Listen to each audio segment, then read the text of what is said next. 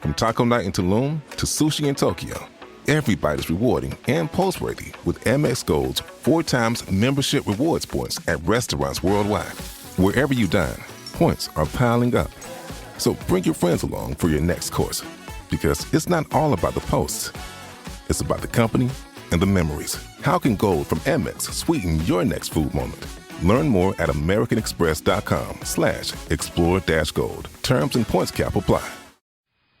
Lux presents Hollywood.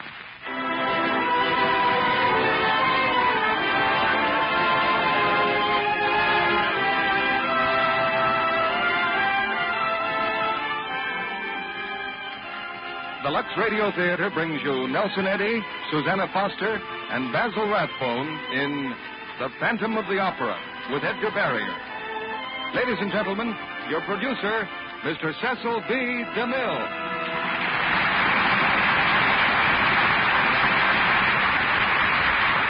Greetings from Hollywood, ladies and gentlemen.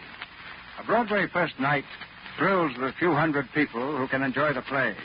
A Hollywood premiere is exciting for the few thousands who gather to see the stars. But opening night in the Luxe Radio Theater belongs to the millions. The millions in American homes and camps from coast to coast. And it belongs to our boys in uniform beyond the seas, who join us for the first performance of our 10th season. The real adventure is not in the lights or the crowds, but in the historic privileges of the theater, in hearing a famous star score again in a brand new role, and in the joy of discovering a new star. All that is yours tonight when we present Nelson Eddy and Susanna Foster in their new Universal Technicolor success, The Phantom of the Opera. And with them, in one of the theater's most interesting parts, we bring you Basil Rathbone. It's the first of a big parade of stars and plays that will challenge your attention and our ingenuity. Tonight's play has the thrill of mystery, the gaiety of comedy, and to stop everything else, one of the great singing voices of our day, the romantic baritone of Nelson Eddy. And if that isn't the right way to start the Luxe Radio Theater off on another season, I don't know how to find it. We hope to make this season the best in our history, and we're counting on you to help us make it the best. By help, I don't mean just buying Lux toilet soap. I think you'll do that anyway, because you know how good it is. But backstage in this theater, we need your help in selecting plays. We want you to tell us what stars you'd like to hear. Everybody has a personal preference, and you give all the orders for our command performances. Your loyalty to Lux toilet soap has kept this curtain going up for 9 years. Your reward has been a fine product, and the finest plays and stars we could discover. And now, the thrill of another opening night, as the curtain rises on the first act of The Phantom of the Opera, starring Nelson Eddy as Anatole, Susanna Foster as Christine, and Basil Rathbone as Claudin, with Edgar Barrier as Raoul.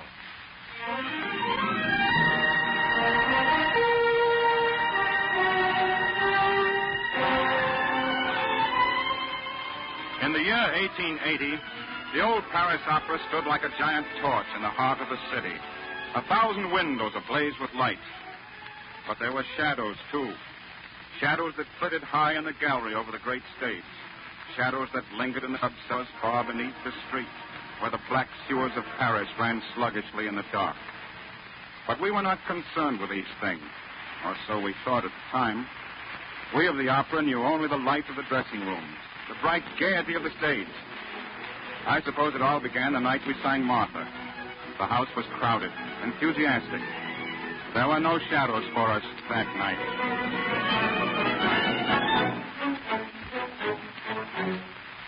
Je vous demande, mes chers amis, ce qui pourrait remplir la vie d'un tel immense plaisir. Vous verrez bien que la raison pour la gaieté de nos chansons, si plein de d'emprunt, de joyeux refrains, c'est là le parterre.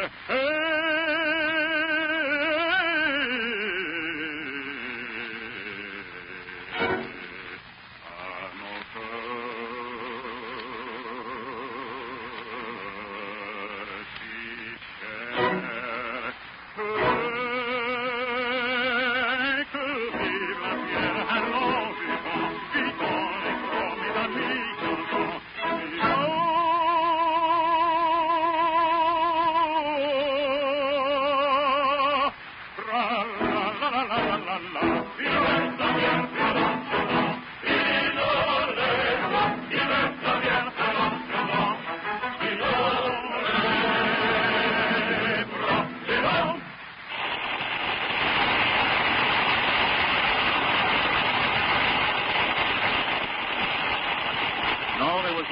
hearing that night no hint of the strange things that were about to happen.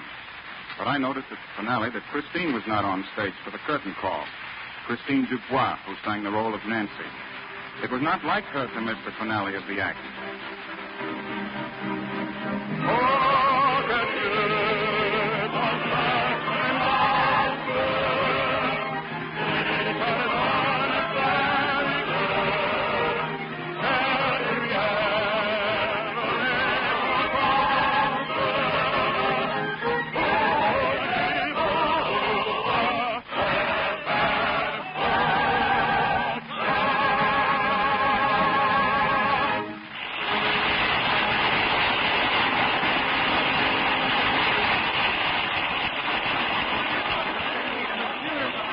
Backstage, when the curtain had fallen, I saw Christine hurry into her dressing room.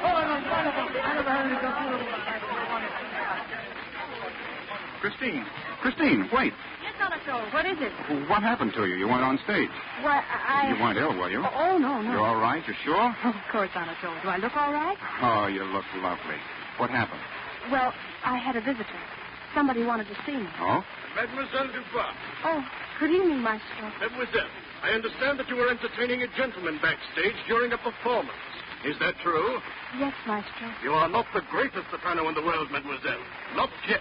So you please not take liberty. See me later in my office. Yes, Maestro. Anatole, what will he do? Don't worry, he's just barking again. Who was the gentleman?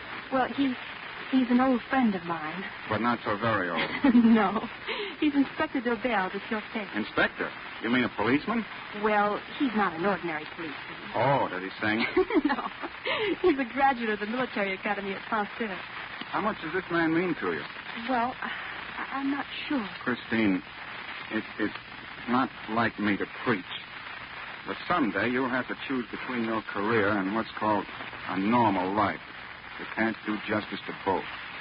I think you'll find that music has its compensations.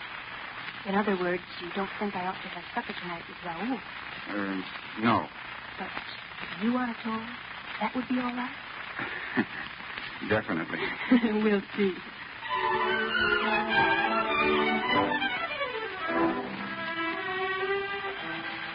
There was another man that night who missed Christine's appearance during the finale. His name was Eric Claudin, a violinist. He was a strange man, this Claudin. Quiet, almost shy, but a brilliant musician. When Christine came from Villeneuve's office, Claudin was waiting in the passage.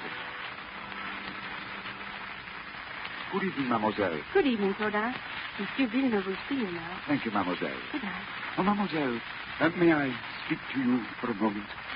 You weren't on the stage tonight for the curtain call. Everyone in the theater seems to have noticed that. It's really quite flattering. Why weren't you there? What? Oh, please forgive me, but I've been here so long with you that everything connected to the opera is so much a part of my life. Of course. But Monsieur Villeneuve is weak. Yes, you weren't ill, were you? You're not in any trouble. Oh, it's impertinent of me, I know, but... No, it isn't. You're very kind. And I'm not in trouble. Night. Christine. Oh, I'm so sorry. I shouldn't have called you Christine. I'm sorry. Good night. Good night, mademoiselle. Come in. Oh, Claudin. Yes, maestro. Close the door. You know why I sent for you, Claudin? I think so, maestro. I brought my violin. Take it out of the case, please. Hey, Claudin, for some time now I have sensed discord in the violin section. It was not until tonight that I definitely located the source of the trouble. Let me hear you play, Claudin. Yes, maestro. What shall I play? Anything you please. Yes, maestro.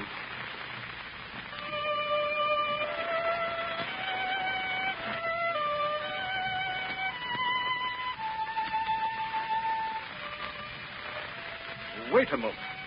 What is that? A little song.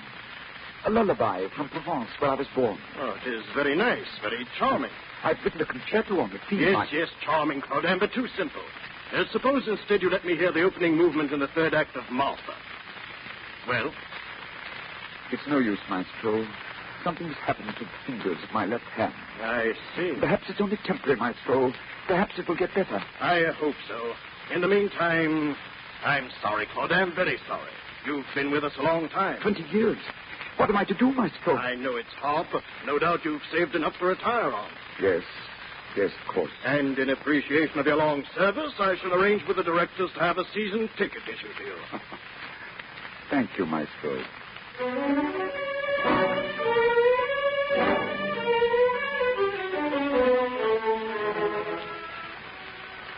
There are things I can tell you now, things I didn't learn until months, even years later.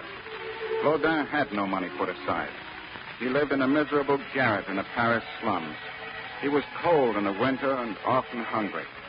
What money he earned was used for just one purpose, to provide singing lessons for Christine Dubois. She knew nothing of his sacrifice for her. It was a secret known only to Claudin himself and Signor Ferretti, the singing master. My dear Claudin, if you don't mind my saying so, you're a fool. Signor Ferretti. For 3 years I've taught Christine Dubois, and you have paid. Why? How can a man of your age hope to interest a girl as young as... Signor, please. We agreed never to discuss my motives. Very well. So now you have been dismissed from the orchestra.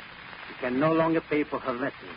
Is that it? Yes, Signor, but I hope that you will continue to instruct her. What? Just for a while. I'll have money soon. A concerto I will do. I've taken it to Monsieur Pleyel. It's going to be published.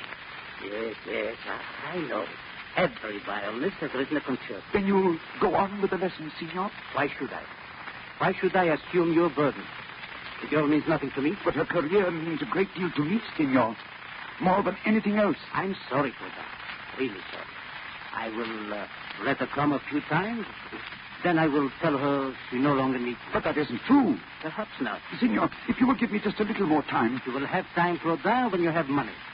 Come back when Monsieur Pleyel has bought your concerto.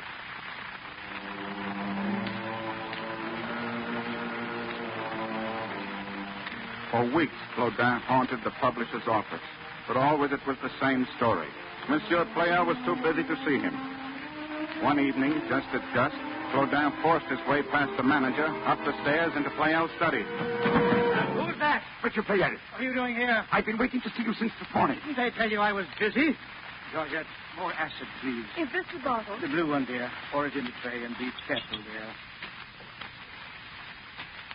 Monsieur Pleyel. This could be the best etching I've ever made, Georgette. Monsieur.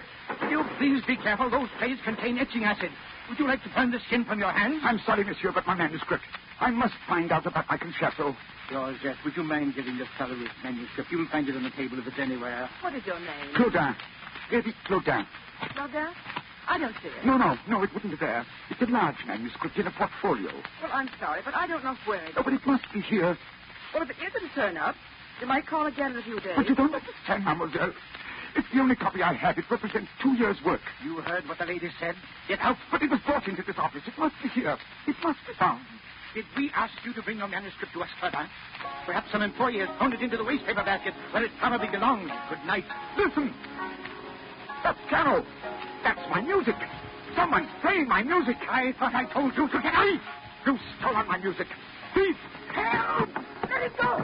Let it go! You stole my music. Thief. Thief. You're stopping him. You let him alone. I'll burn you if you don't let him go. This is acid. I'll burn you. Thief. My work. My music. My music. It was mine. He had no right. Kill him. No! Ah! My eyes. My eyes.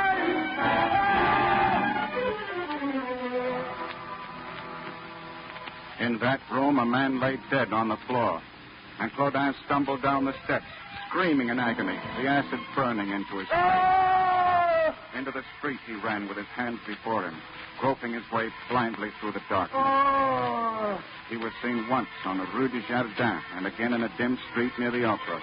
And then he was gone, lost in the black of the night.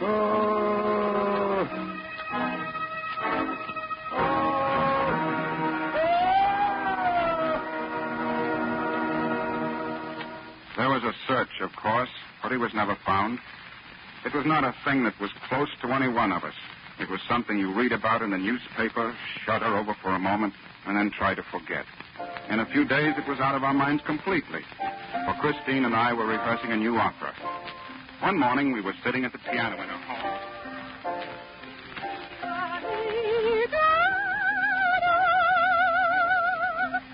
that's very nice. What is it, Christine? It's a lullaby of Provence. Provence? I was born there, you know. I've known it for years, ever since I can remember. Sing it for me. Would you like?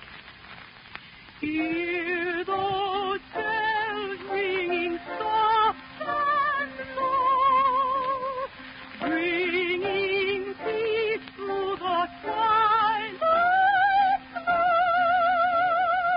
calling to everyone, night has begun, and from the weary toil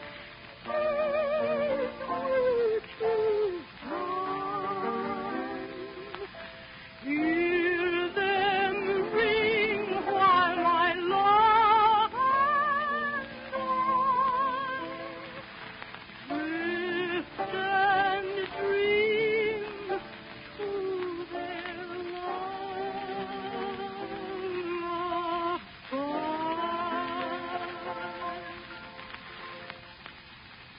Well? Oh, it's lovely, Christine.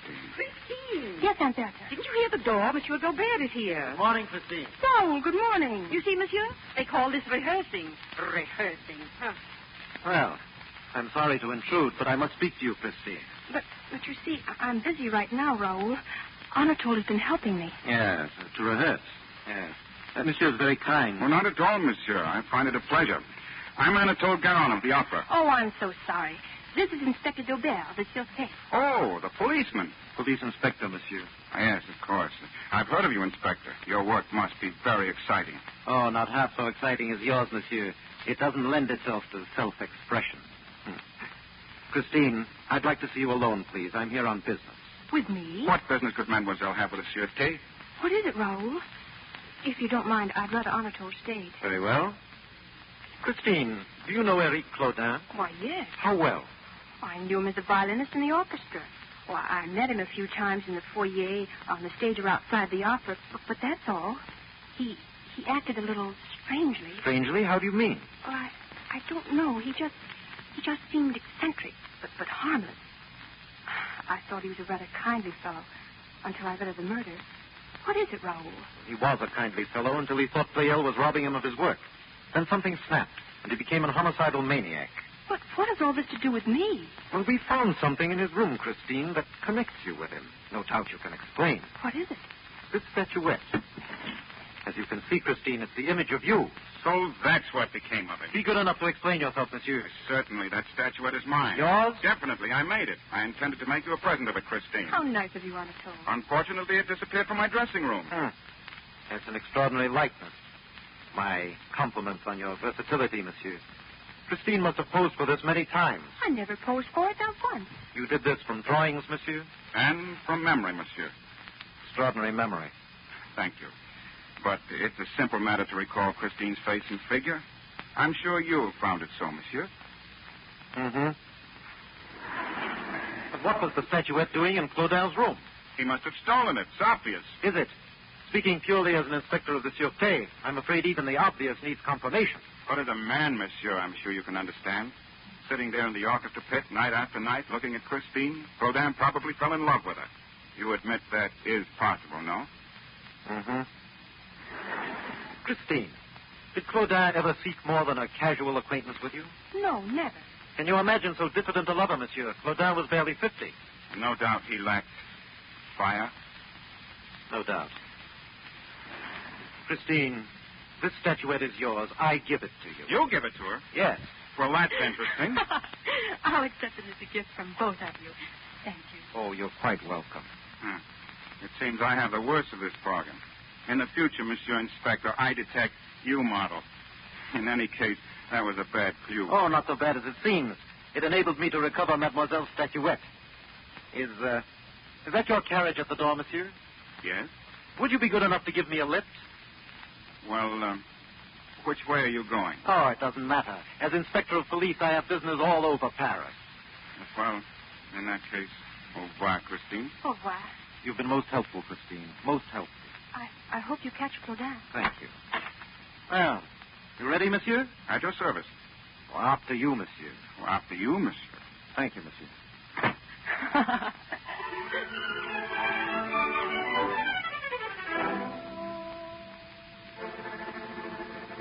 We could laugh then because the horror had not touched us. We didn't know that in the caverns of the sewer beneath the opera there was a shadow, darker than the surrounding gloom. The shadow of a man in a black cloak, his face hidden behind a mask. This was the man whose features had been burned and whose mind was on fire. Before long, that shadow was to envelop all of us.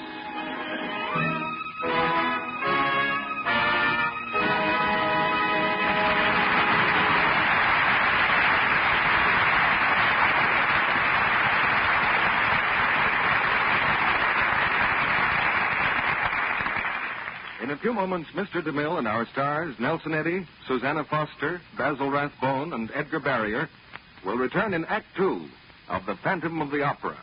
One way you can be sure of having the last word in an argument is to have an argument with yourself, as this young lady is doing, for instance. I don't see anything the matter with my skin, really. Doesn't look as nice as it used to look. It does so. It's just that the light over this mirror is so bright. Well, doesn't Johnny Brooks always tell me I have a complexion like a million? Hasn't said so for a good long time. Well, he's been away at camp, Smarty, that's why. He's due for a furlough most any time now. Maybe you'd better start doing something about your skin. How about some real beauty care instead of that dib-dab, lick-and-promise kind of treatment you've been giving it lately? Maybe I'd better. Yes, I will. I'll try those beauty facials Screen Stars use. Active lather facials with Lux toilet soap every single day. If it works for the Screen Stars, it ought to work for me, too.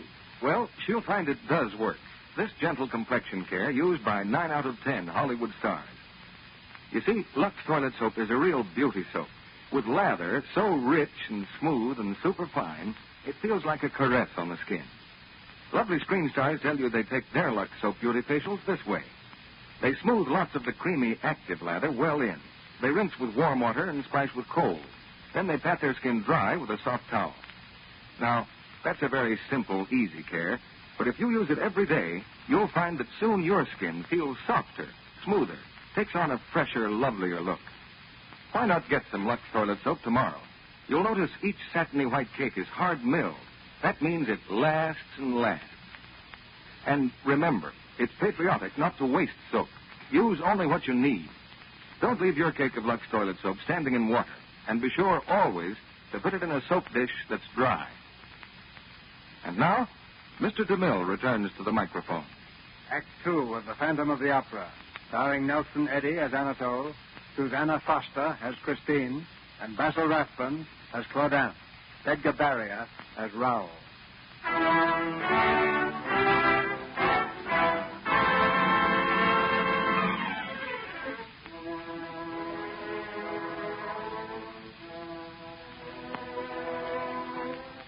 There was a master key at the Opera House, and the night we were to sing Amour et Gloire, the key disappeared. Other things had been stolen. Costumes, masks. But now the shadow had entrance to 2,500 doors. He could roam at will from the sub-cellars to the very top of the auditorium, where the great chandelier swung over the audience. There were some who swore they had seen this shadow, flung on the walls of dim corridors, or crouching like a griffon on the high balconies over the street.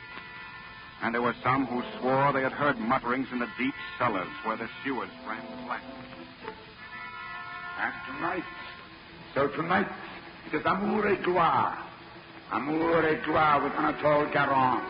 And the soprano, Biancaroli. Biancaroli sings tonight, not Christine Dubois. Well, we shall see. We shall see.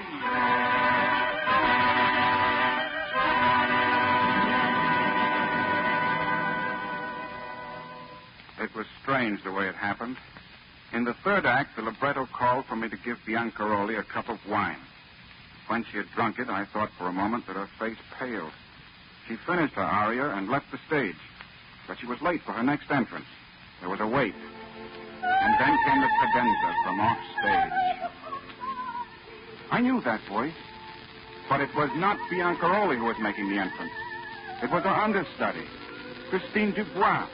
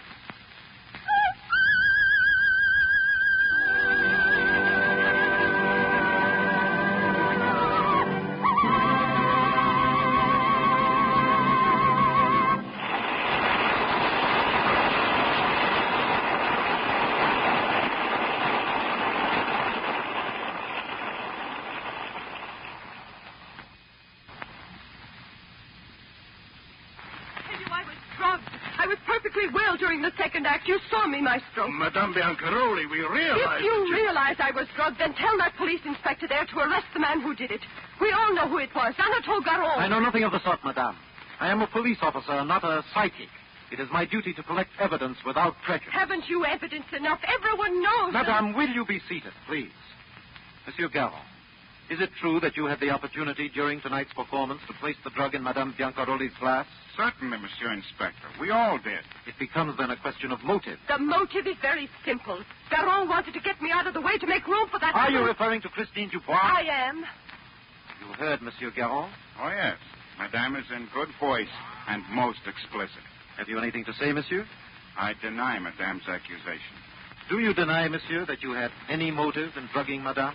I deny that I drugged her. Monsieur Inspector, I do not understand your reluctance to make an arrest. You are not an examining magistrate. Can you substantiate your charge that Anatole Garin had a motive in drugging you and that the motive was Christine Dubois? Why, anybody with half an eye would be able to tell you. Hearsay is not evidence. Then I'll go over your head. I have influence at the Sûreté. I was drugged tonight to the point of death, and I insist upon the arrest of the criminal and his accomplice. And if you don't... One moment, madame, please. You've heard Garon deny that he drugged you. As the inspector says, there is no evidence to warrant an arrest. If you insist upon it and fail to gain a conviction, you will find yourself in a very difficult predicament. Yes, quite right. And no matter what the outcome, don't forget that he is bound to the Paris Opera. Whatever scandal injures us or any member of the company will injure you as well. Are you suggesting that I forget the whole affair? Yes, for your own sake as well as ours. Very well. That is, under certain conditions. I want a new understudy. Christine Dubois goes back to the chorus and stays for the 2 years my contract has to run. No, I won't permit it. If any such arrangement is My made, I'll... dear Anatole, I have not finished. I go a step farther. I suggest that we all forget that anything happened afterwards. For once, Madame, I don't understand you. Oh, but it's so simple. Nothing happened tonight. I was not drugged, and Christine Dubois did not sing. What? Madame, there are always critics in the house. You will send word to the papers that no mention of her is to be made. You'll do nothing of the sort. It's ridiculous. Besides, what about the public? Shall we send word to the public to forget that Mademoiselle Dubois was a sensation? If you are willing to ruin the opera for the sake of Christine Dubois, that's your affair. But you'll either do as I say, or I will charge both of you with trying to murder me. Do you understand that? Murder!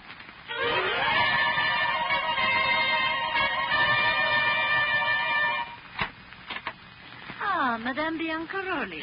Good evening, Maria. Oh, Madame, you were magnificent tonight. Oh, my dress, please. You really thought so, Maria? Oh, yes, Madame. The best I've ever heard you, especially in the part with Garon. The cadenza from off stage, it was so... Oh, you liked that, did you? Why, yes, Madame, it... Yes. Yes, I was very good tonight. My dressing gown, Maria. Yes, Madame. Maria! Madame! Madame! What's the matter with you? A man, Madame, outside the window on the balcony. Oh, don't be a fool. How could a man... Madame. Good evening. What do you want here? I'm sorry. I cannot let you see my face. You would not be pleased. Take off that mask, Anatole Garin. You do not frighten me. Madame, it is Anatole Garin. I did not come here to frighten you unnecessarily. Only to tell you that Christine Dubois will sing tomorrow night. Oh, yes. You will leave Paris, Madame. Leave Paris. You will see to it, of course. Yes, I will see to it, Madame. Get back. Madame! Do you force me to reason with you, Madame? I will not leave. Get away from me. I am sorry, Madame. I am very sorry.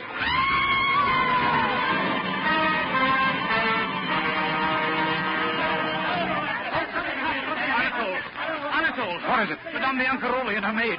They've been murdered.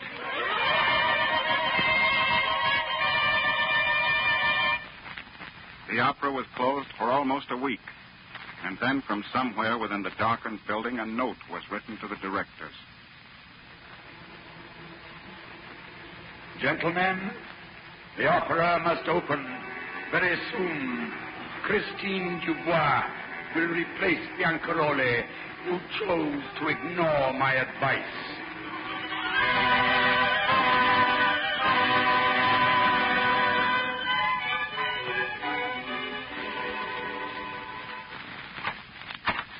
Good morning. Yes? Is Christine at home? Yes? Well, may I see her, please? Come in. I'll tell her you're here. Thank you. Vieni alla finestra, oh mio tesoro. You're beautiful. Oh, I didn't see you, Inspector. Good morning. How's the opera business, monsieur? Very poor at the moment. How's the inspecting? Very good. Splendid. Glad to hear it. Thank you. Not at all. Good morning. Oh, good morning, Christina. Aunt Bertha told me you were waiting together. Did you amuse each other? Mm-hmm. Good. May I have a word I wonder with if I... Sorry, monsieur. After you, monsieur. After you. Thank you. What I If want you and I to could say only... was that... One at a time, please. Anatole? They're going to open the opera, Christine. You and I are going to sing together. You are wrong, monsieur. I'm sorry, Christine. They are going to reopen the opera, but without you. Circumstances connected with the murder of Biancaroli demand that someone else sing the leading role in your place. Really? You may be interested to know, Monsieur Daubert, that circumstances connected with the murder of Biancaroli demand that Christine does sing. Well, the police have changed that plan somewhat. We're going to draw the Dara out to the open by defying his warning. My men will be posted at every entrance and exit. And probably miss him. Monsieur, I am aware that your profession requires a certain self-assurance, but aren't you going too far? Not at all. I happen to have a plan of my own for trapping a murderer. So you've turned detective, monsieur. I have. Well, very well, if it amuses you. I might add that my plan is strictly confidential. All I can tell you is that Lorenzi is to sing the role, and I am not in the least interested in your plan. May I have a word with you alone, Christine? Yes, that's what I came for. May I speak to you alone, Christine? But I'm going out. Well, my carriage is just outside. I'm not going right now. I mean, I'm going later. I'll wait. Yes? Yes, we'll both wait.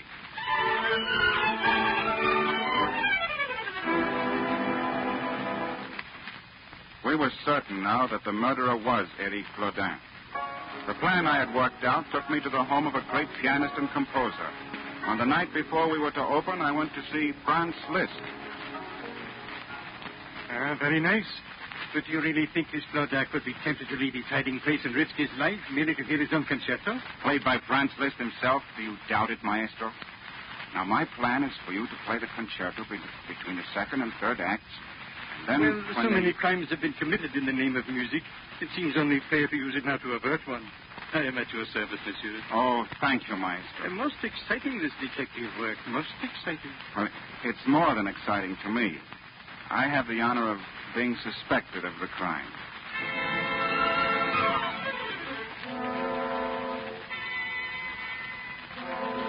Gentlemen, I have been very patient. Now I learn that Christine Dubois will not sing. Gentlemen, if Madame Lorenzi sings in her place, you will be responsible. 2 are dead now. Only 2. There will be more, gentlemen. Many, many more.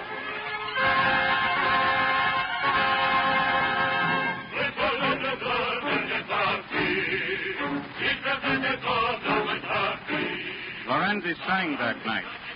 Through 2 acts we waited, and nothing happened. An old worker at the opera house thought he saw a figure on the catwalk leading to the dome of the theater. It was the old man's duty to light the monster chandelier, a great heavy thing of glass and bronze, held in place by chains. When the police searched the catwalk high over the audience, there was no one there. We began to feel secure. Christine had come to the theater, but she was safe in her dressing room. When I entered from the wings at the finale of the second act, I was thinking only of the opera.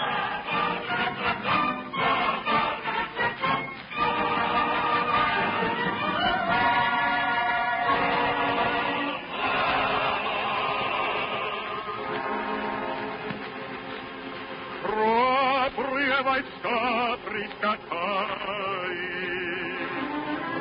у врагов они все забрали. Что за нас тут будет с нами? Только нет уж знайте сами. Все уже красивых мы любим, но врагов жестоком мы рубим.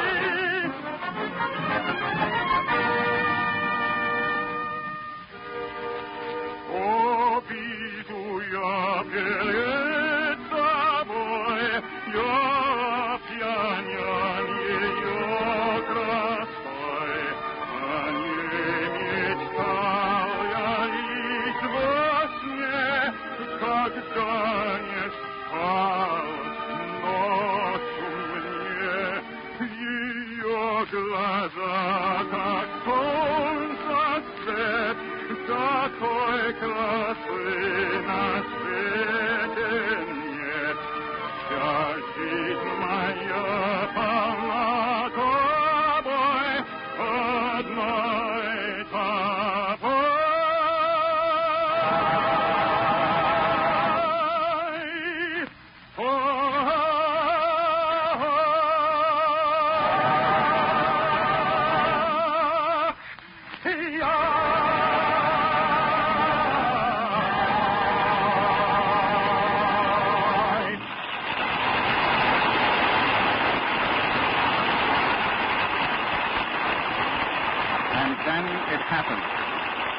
The great chandelier begin to sway high above.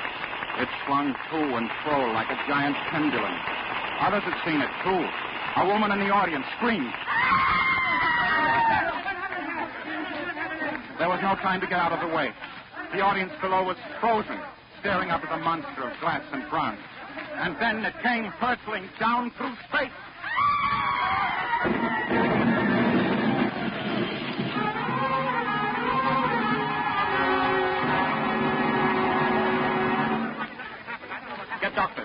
Doctors. Get every doctor you can find in Paris. Watch every entrance. Let no one in or out except doctors and the injured. Christine, where are you? She's in her dressing room. No, she's not in the dressing room. I've been there. I saw her, monsieur. She went down the steps. You saw Christine Dubois? Yes, monsieur. Yes, monsieur. She was going down the steps beneath the storeroom. I called to her, but she did not answer. Which way are the steps? Over there, monsieur. And there was a man with her. A man in a cloak with a mask covering his face. It's Claudin. She's with Claudin. Christine! Where are you?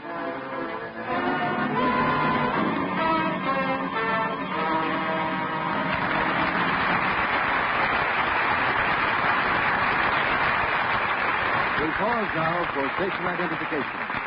This is the Columbia Broadcasting System.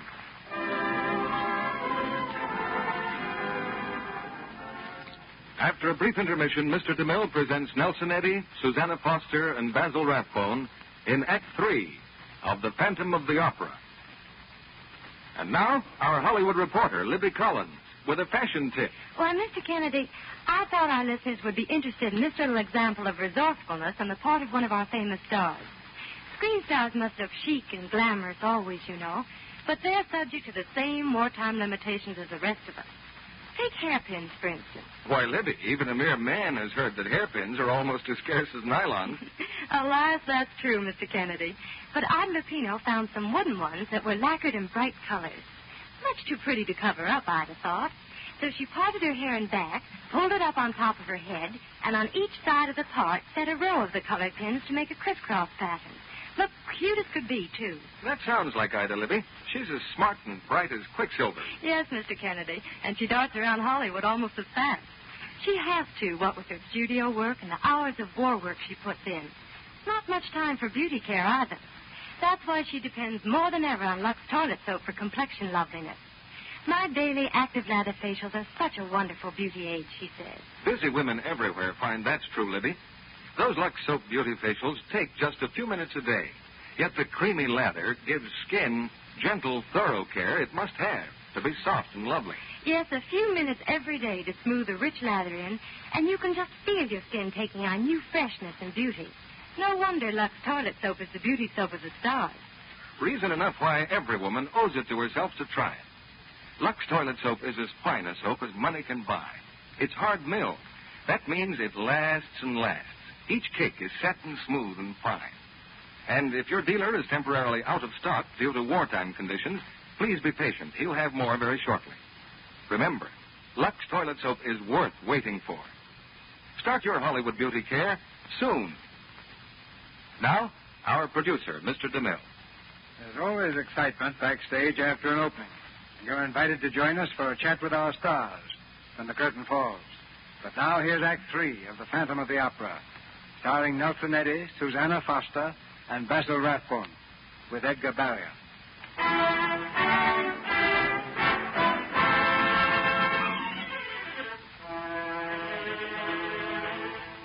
Christine had gone with Claudin. The chorus that night had worn masks, and Daubert had arranged for the police to wear masks, too, so they might mingle with the crowd backstage. That was the way Claudin had enticed her, thinking he was one of Daubert's men who had come to protect her. Christine followed him down the steps to the cavernous cellars. This way, mademoiselle. Hold tight to my hand. The steps are quite steep. Are you one of the police? Where is Inspector Daubert? He's investigating the cause of the accident. I'll look after you. Why do we have to come down here? Why? Don't you like it down here? It's very lovely. Once you get used to it. Wait, please. Yes? Let me see your face. Take off your mask. Oh, no, my dear. I must never do that. Never. You're not one of the police. Don't be frightened. I'll watch over you. I've always watched over you, Christine. No, you must not do that. You'll stay here with me, child. Won't you? It's been so lonely without you. But you've come to me at last, haven't you? Sing to me, and I'll play. We'll be together forever. It's beautiful down here. Beautiful. Come now. I'll show you. Come with me.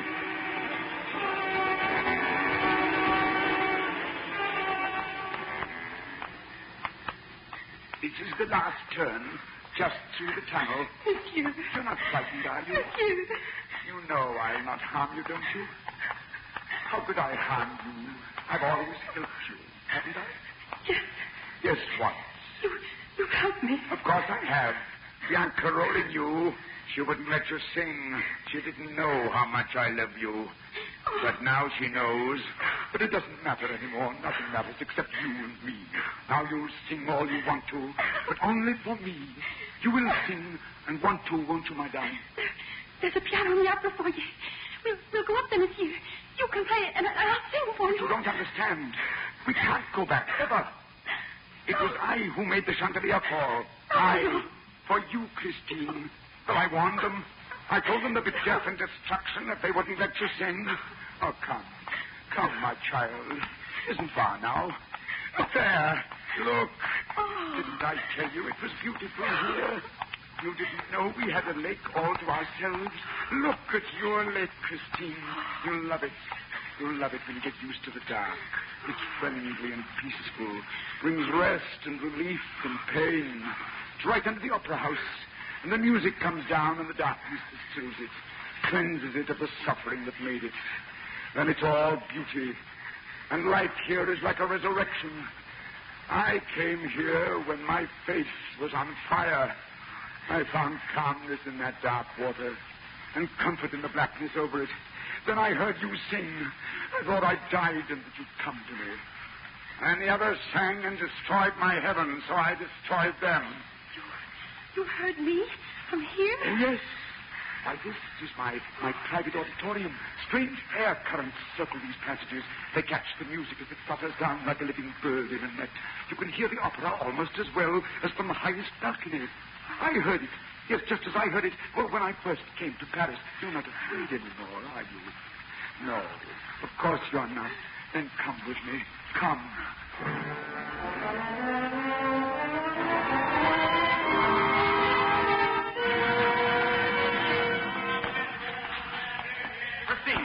Christine, where are you? Sure, bring a lantern here. Yes, monsieur, Inspector.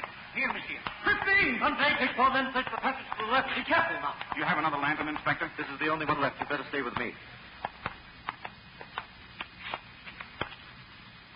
We seem to have come to the end of the passage. No, we haven't. Isn't that an opening in the wall there, to our left? Yes. Yes, it's a tunnel. Keep close to the wall. Feel your way along. There's just a narrow ledge. The sewer must run through here. There it is, just ahead of us. Do you suppose he might have doubled back? He might be upstairs. Why should he be? Liszt will be playing the concerto. He should be starting now. Oh, yes, that brilliant plan of yours. Christine! Look out! What's happened? I touched the side of the wall. The rock came away in my hand. The whole place down here is ready to crumble.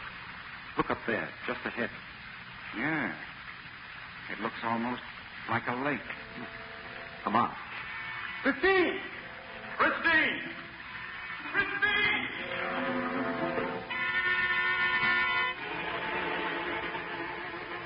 My child, this is my home. Furniture from the storeroom, even a piano. Do you like it, my dear? Monsieur, please. Come, give me your kiss, my child, and then I'll show you where you will sleep. Listen. Do you hear? My concerto! They're playing my concerto! On the stage of the opera, my concerto. I'll play it too, listen, child. It's for you. Yes, yes, for you.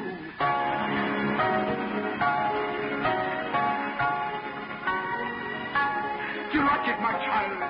I wrote it only for you. Who are you? Everything I have done has been for you. You understand that, don't you? Who are you? Take off your mask. No, child, no. Listen to that music. Listen. Take off the mask. I'll take it off for you. Why did you do it? Now you see my face. Oh, look at it. Look. No. You'll never live here now, will you? You'll hate me. A loathsome creature. Hateful, repulsive. And I wanted you to love me. You see, you've spoiled everything. Go away. Christine, there he is. Get back, Christine. Stand back. You fool! You cannot kill me. Nothing can kill me. Anatole! The wall! They're coming! They're going to fall! Come over here, quick. Sit down. Get out in the passage under the archway in the passage.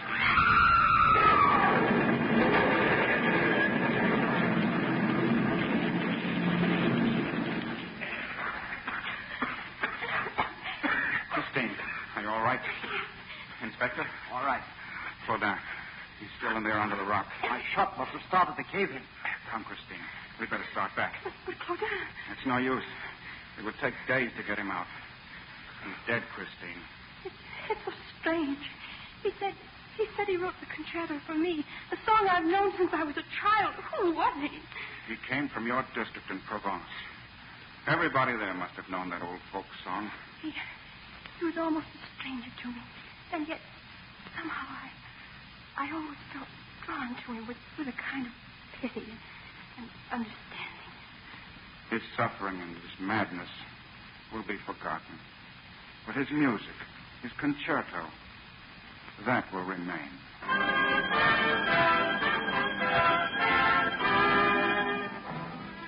Christine went on to a great career and great fame. The night we sang together for the first time, the corridor outside of a dressing room was jammed with admirers. I had to force my way to a door. Excuse me. Thank you.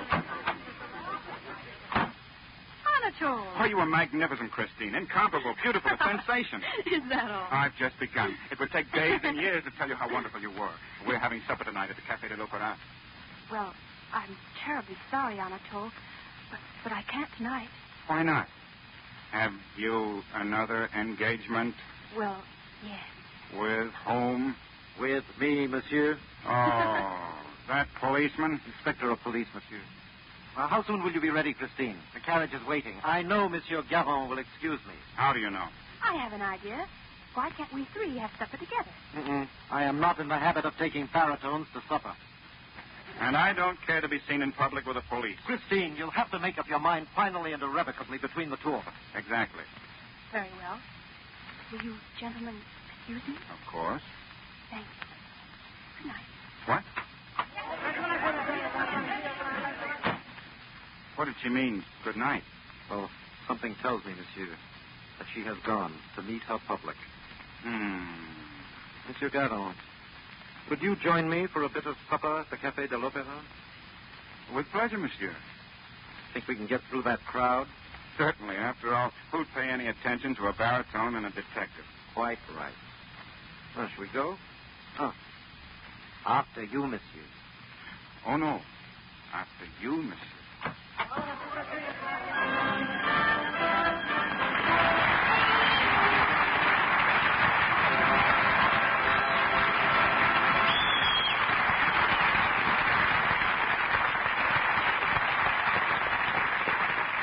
A new season of the Luxe Radio Theater has had a gala launching. And the first curtain calls of this season have been beautifully earned by Nelson Eddy, Susanna Foster, and Basil Rathbone. Thank you, C.P.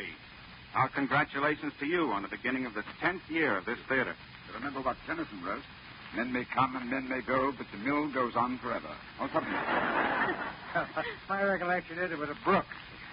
But as long as we have stars like you three, I'd like to go on forever. Let's hope Lux Soap does the same. See, I really couldn't get along without it, Mr. DeVille. Some wonderful complexions here. Lux certainly cares for a lovely complexion in your case, Susanna. Thank you. Incidentally, Mr. Vanell, has Nelson told you about the chicken he has that lays the golden egg? No, but I like about a dozen. That'll be $120. That's pretty high for just ordinary old golden eggs, isn't it? What kind of hens are? Houdons. Who what? Houdons. They're a rather scarce breed. Someone gave me 2 hens and a rooster, and now they're all over the place. Well, if the eggs are worth $10 apiece, doesn't it kind of choke you to eat one for breakfast? Eat them?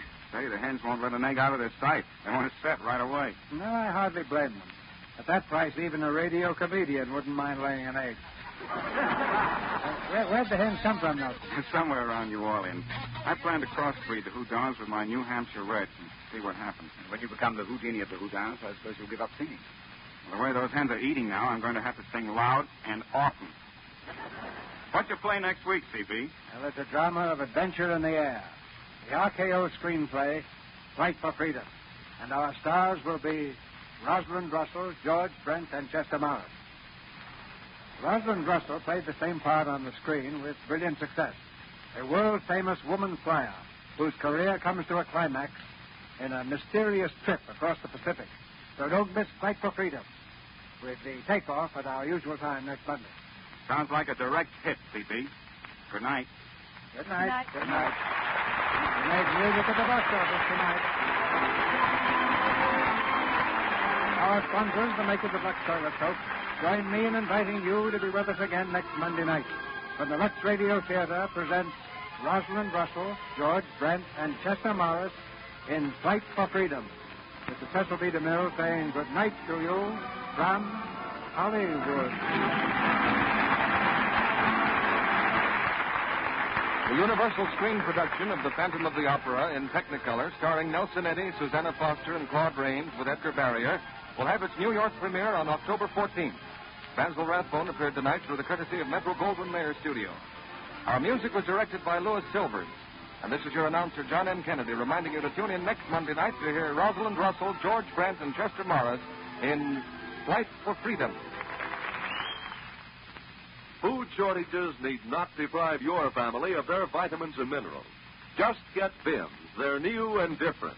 Bims are pleasant to taste, whether chewed or swallowed whole. Bims give you all the vitamins government experts say are essential, balanced in the formula doctors endorse. 3 vital minerals, too. Get Bims from your druggist, the qualified vitamin dealer. VI for vitamins, MS for minerals. Get that Bims feeling. This is the Columbia Broadcasting System. 3 vital minerals, too. Get Bims from your druggist, the qualified vitamin dealer. VI for vitamins, MS for minerals. Get that Bims feeling. This is the Columbia Broadcasting System.